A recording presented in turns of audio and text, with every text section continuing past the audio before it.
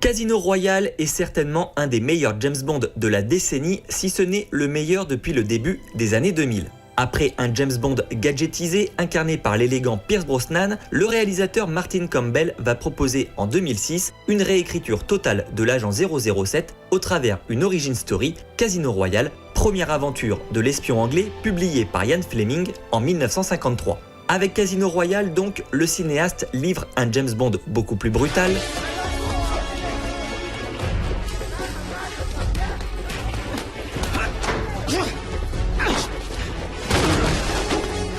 un James Bond tendre avec des failles visibles,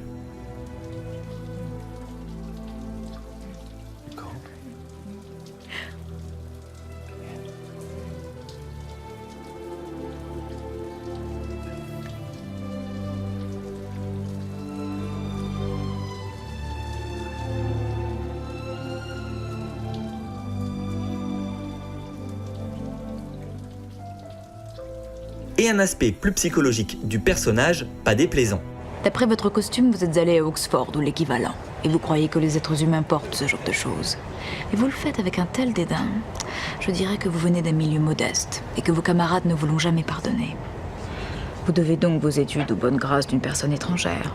D'où ce comportement aigri.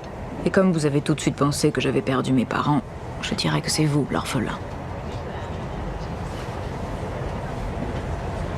Ah, vous l'êtes. Je commence à aimer le poker. Et ça tombe vraiment sous le sens.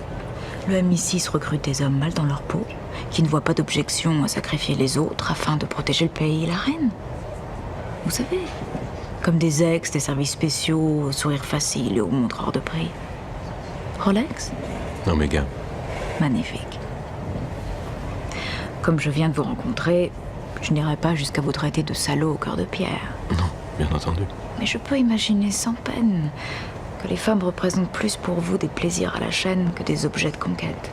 Les épisodes suivants continueront d'ailleurs dans cette envie d'affirmer une véritable histoire à James Bond, un véritable passé, afin notamment de lui donner un caractère plus humain et moins caricatural que l'homme à femme, amateur de bons cocktails, fracassant les méchants. C'est ainsi qu'on en saura davantage sur sa famille et qu'on découvrira par la suite qu'une organisation secrète œuvrant dans l'ombre lui a mené la vie dure depuis plusieurs années. Et si l'idée de départ était excellente, la narration décousue a eu raison d'une saga qui pourtant avait de l'allure sur le papier. Toutefois, nous ne sommes pas là pour parler de ça. Pour en revenir à Casino Royale et sur les premiers pas de James Bond en tant qu'agent 00, si le film de Martin Campbell a toujours cette stature de film culte, c'est parce que le cinéaste présente l'espion anglais sous un nouvel angle, l'angle de l'amour. Comme je le disais à l'instant, James Bond, avant d'être l'homme à femme qu'on connaît aujourd'hui, a vécu une réelle passion amoureuse qui se conclura par un drame, une passion qui va le pousser à nouer de nouveau de simples relations éphémères.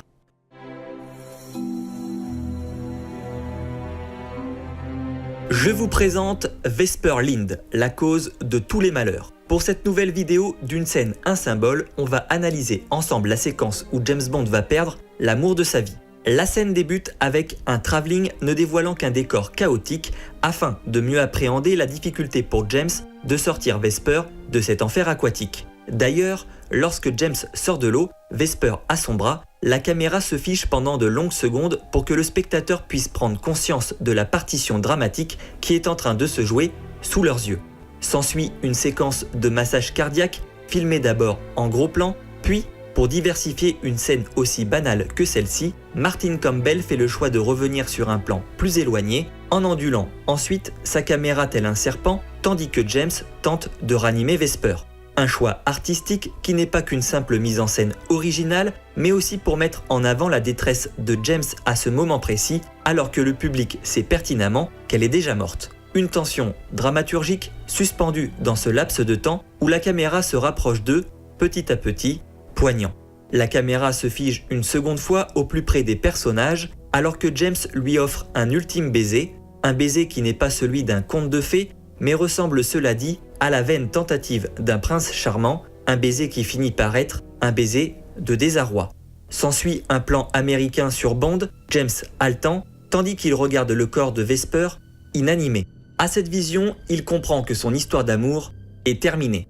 Sa respiration se fait alors plus posée, une façon subtile d'accepter la mort.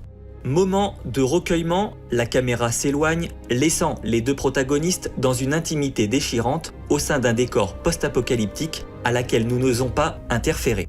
Une intimité toutefois salie par la présence d'un des auteurs de ce drame, plaçant le spectateur dans l'embarras, lui qui n'osait même pas ne serait-ce qu'émettre un son, un bâillement.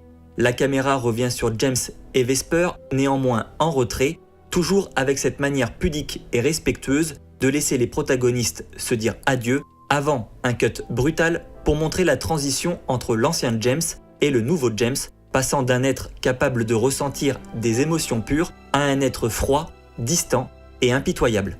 Une nouvelle identité dont on connaît désormais l'origine. L'eau donne la vie, mais elle la reprend aussi dans un spectacle incessant où les hommes et les femmes n'ont de cesse de se croiser, s'aimer, se déchirer, jusqu'à leur mort.